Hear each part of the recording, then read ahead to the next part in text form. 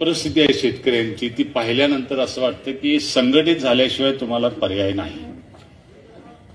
आणि म्हणून मी राजू शेट्टींना विचारत होतो की तुम्ही राजकारणात सुद्धा भूमिका घेतली, पराभव झाला तरी सुद्धा तुम्ही थांबत नाही, याचं काय गौड बघणार आहे। अनेक लोक अनेक राजकीय पक्षात गेले, शेतकरी चळवळ सोडली, त्या पक्षांनी त्यांचा वापर केला, काहींना जवळ घेतलं, काहींना फेकून दिलं, काहींना संपवलं, काही स्वतः संपले। पण राजू शेट्टी हे संपत कसे नाही।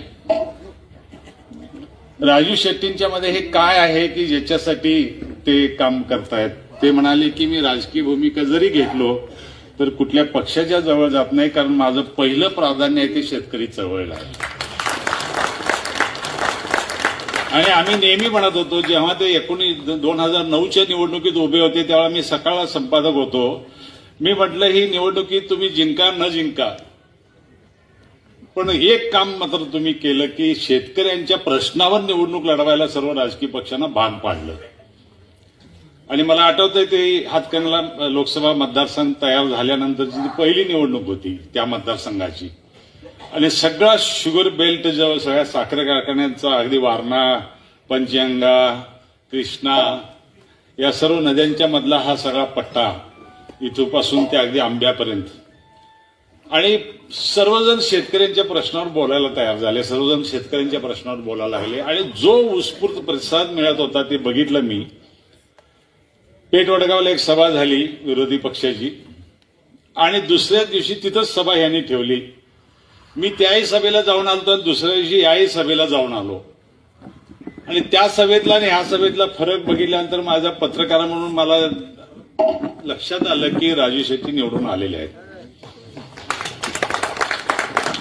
आणि त्यांना मी सांगत होतो की आम्हाला वाटलं होतं की नुसतं शेतकऱ्यांचे प्रश्न म्हणून तुम्ही राजकारणात पुढे न्याल, पण आता तुम्ही खासदार पण होणार, आणि तसंच घडलं। अनेक जण अनेक प्रयत्न करून बघितले, जातीवाद करून बघितला, पैशाचा वापर करून बघितला, राजकीय फाटाफूट करून बघितली, सर्व काही केलं, पण शेतकऱ्यांचा उत्स्फूर्त प्रतिसाद काय असतो तो 2009 मध्ये आम्ही पाहिला। जेव्हा 7-8 नंतर जे आंदोलन सुरू झालं आणि तेव्हापासून जे उसाला दर मिळायला लागला, तेव्हापासून प्रगती झाली। तेव्हा आमच्या घरात 4 चाकी गाडी आली, तेव्हा आम्ही घरामध्ये चांगला संडास बांधून घेतला, गोठा चांगला बांधून घेतला, शेतीची निगा चांगली अगदी केली, माती ओढायला सुरुवात केली, काही ठिकाणी शेती दुरुस्त करायची ती दुरुस्त केली। ह्या सर्व गोष्टी त्याच्यामुळे झाल्या।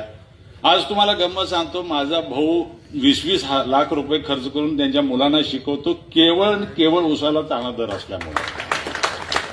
20-20 लाख रुपये तो वर्षाला खर्च करतोय आणि उच्च शिक्षण देतोय, तो लंडनला जाऊन शिकतोय मुलगा।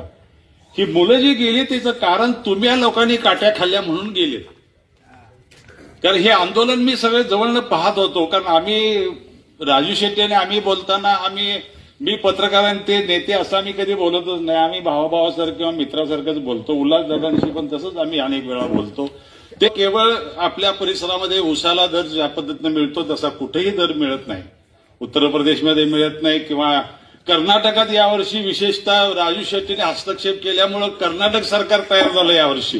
पहिल्यांदा 3000च्या पुढे दर गेला त्यांचा, नाहीतर 300-400 रुपये त्यांचा दर कमी असायचा। एवढंच नव्हे तर राज्य शासनाने सांगितलं की टनाला 50 रुपये आम्ही देतो उरलेले आता, पण हे मिटवा। जो दर तिथला ठरला त्याच्यामध्ये 50 रुपये कमी पडत होते, त्यांनी सांगितलं की टनाला 50 रुपये राज्य शासनाच्या तिजोरीतून आम्ही देऊ तुम्हाला। आणि म्हणून परवा त्यांचं एक भाषण मला ऐकायला मिळालं, त्याच्यात ते असं म्हणतात की तुम्हाला जो दर मिळाला त्याच्यातनं तुम्हाला मोबाईल आला, तुम्हाला मोटरसायकल आली, आणि ते लोक आता मापं काढायला लागलेत। ज्या पद्धतीचं राजकारण चाललेलं आहे किंवा ज्या पद्धतीनं सरकार आता काम करतंय, मी परवा बिहारच्या निवडणुकीत बिहारला सुद्धा गेलो होतो अभ्यास करायला, तिथं प्रत्येक महिलेला 10,000 रुपये द्यायचं दुकानच केलं त्यांनी।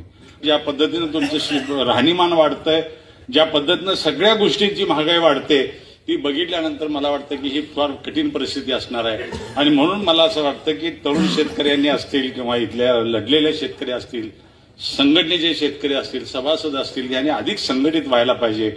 खरं तर माणगावनी खूप मोठा हा एक समारंभ आज घडवून आणला, कारण 2012 मध्ये जे काही झालं होतं त्याच्यामध्ये जी काही केसेस दाखल झाल्या होत्या. कारण आता मला सांगा 70 केसेस देऊन हा माणूस कसा काय फिरू शकतो?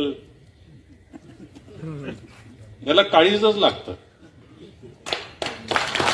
हे असं होत नाही. माझ्यावर 2-3-4 केसेस आहेत पत्रकाराच्या बातम्याच्या, तर मी ते सारखं डोकं खांदत असं काय व्हायचं, कसं व्हायचं, काय व्हायचं. एकदा मी फोन केला, म्हटलं मी कोर्टात आलो होतो, तुम्ही फोन केलता, काय विशेष? काय नाही, मी कोर्टातच होतो म्हटले, तुम्ही येऊन गेला म्हणून कळलं. म्हटलं माझ्यावर 1-2-4 केसेस आहेत जरा बातमीचे. बरं त्यात काहीच होत नाही, आम्हाला माहित आहे, किरकोळ केसेस आहेत त्या, तरी आम्ही अस्वस्थ. आणि 70 केसेस अंगावर घेऊन माणूस हा फिरतो. म्हणून मला असं वाटतं की अशा माणसाच्या पाठीशी आपण उभं राहायला पाहिजे. आपण अधिक सर्वजण संघटित व्हायला पाहिजे. या राजकीय पक्षांच्या मागे लागण्यामध्ये काही अर्थ नाही, कारण ह्या राजकीय पक्षांनी स्वतःची दिवाळखोरी जाहीर केलेली आहे. परत देतील केवळ प्रामाणिकपणा आणि बांधिलकी. 40 लाख रुपये दिले आणि त्या कुटुंबांना जाऊन त्यांनी पैसे दिले ज्यांचा शेतकरी संघटनेची काही तसा संबंध नव्हता. पण ती आंदोलनाच्या पार्श्वभूमीवर मृत्यू पावलेली माणसं होती, त्यांच्या घरी जाऊन त्यांनी 20-20 लाख रुपये दिले. त्याचा मोठा कार्यक्रम केला त्यांनी. कुठल्या विश्वासाने लोकांनी पैसे दिले असतील? म्हणून मला असं वाटतं की विश्वास तुमच्या उद्याच्या पिढीला सांगण्यासारखं जनगण पाटलांचा फोटो तुम्ही का लावलाय? आज उगीच लावलाय. कारण त्यांनी बळ दिलं त्या काळामध्ये, हे करणं आवश्यक आहे म्हणून सांगितलं. मला राजेशने सांगत होते की जेव्हा त्यांच्यावर हल्ला झाला तेव्हा जनगण पाटलांनी सांगितलं की अशा पद्धतीने ह्या पोरग्याला मारून टाकतील म्हणाले. यांच्याबरोबर 4 माणसं असायला पाहिजेत, गाडी पाहिजे, मोटरसायकलवर फिरत होते. आणि मग त्यांनी पैसे गोळा केले आणि 4 चाकी गाडी घेऊन दिली. लोक कधी द्यायला कमी करत नाहीत, फक्त आपली बांधिलकी पाहिजे आणि आपला प्रामाणिकपणा पाहिजे. म्हणून मला असं वाटतं की तात्पुरत्या राजकीय फायद्यासाठी काही 4 गोष्टी केल्या किंवा ह्या राजकीय लोकांच्या दावणीला आपण जाऊन बसण्यापेक्षा स्वतःच्या हिमतीवर आपण जगावं. आणि तुम्ही सगळ्या माणगावकरांनी आज जो काय हिंमत दाखवल्याचा सत्कार केला त्याबद्दल तुमचं सर्वांचं अभिनंदन करतो आणि थांबतो. धन्यवाद.